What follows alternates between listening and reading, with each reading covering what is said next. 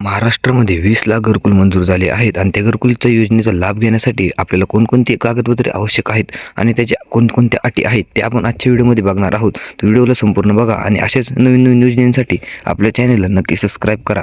तिथे तुम्ही पाहू शकता की कोणकोणती अटी आहेत आपण ते सर्वात पहिले बघणार आहोत. इथे GR सुद्धा आलेला आहे.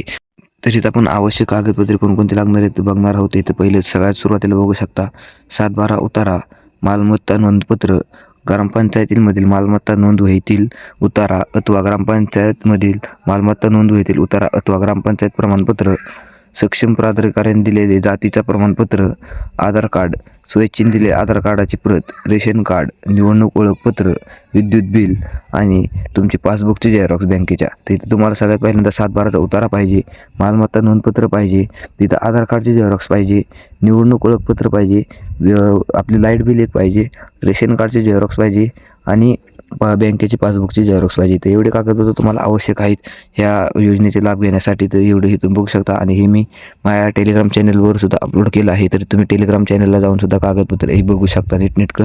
टेलिग्राम चॅनलचे लिंक आपल्या डिस्क्रिप्शनमध्ये भेटेल आणि ह्या स्कीमसाठी अप्लाय कसं करायचं तर आपण दुसऱ्या व्हिडिओमध्ये बघणार आहोत. तर त्यासाठी चॅनलला नक्की सबस्क्राईब करून ठेवा. लाभार्थी पात्रता, इथं पात्रता तुम्ही बघू शकता की कोण पात्रता आहे ह्यासाठी. तर इथं सगळ्यात पहिले आपण बघू शकता लाभार्थी महाराष्ट्र राज्यातील इतर मागास प्रवर्गातील असावा.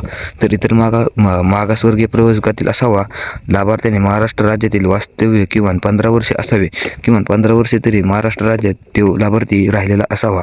लाभार्थीचे वार्षिक उत्पन्न 1,20,000पेक्षा कमी जास्त नसावे. तर 1,20,000पेक्षा कमी वार्षिक उत्पन्न पाहिजे इथं. आणि लाभार्थीच्या स्वतःच्या अथवा किंवा कुटुंबाच्या मालकीच्या राज्यात पक्के घर नसावे. तरी तो लाभार्थीचं स्वतःचं पक्कं घर नसलेलं पाहिजे. तर लाभार्थीकडे स्वतःची अथवा शासनाने दिलेली जमीन असणे आवश्यक आहे. तरी स्वतःची किंवा शासनाने दिलेली जमीन आवश्यक आहे घर बांधण्यासाठी. तरी ते लाभार्थी कुटुंबाने महाराष्ट्र राज्यात अन्य कुठेही शासनाचे कोणतेही गृहकर्ज योजनेला लाभ घेतला नसावा. तर दुसऱ्या कोणत्या योजनेचा लाभ घेतला नसावा गृहनिर्माणासाठी. तरी ते एकदा लाभ घेतल्यानंतर लाभार्थी पुन्हा योजनेचा लाभ घेण्यासाठी पात्रता राहणार नाही. तर एकदा तुम्ही योजनेचा लाभ घेतला तर तुम्ही परत योजनेचा लाभ घेण्यासाठी पात्रता नसणार आहेत. तर लाभार्थ हा प्रधानमंत्री आवास योजना ग्रामीण अंतर्गतच्या कार्यस्वरूपी प्रतीक्षा यादीमध्ये PWL समाविष्ट नसावा. तर PWL यादीमध्ये समाविष्ट नसलेला पाहिजे लाभार्थी. तर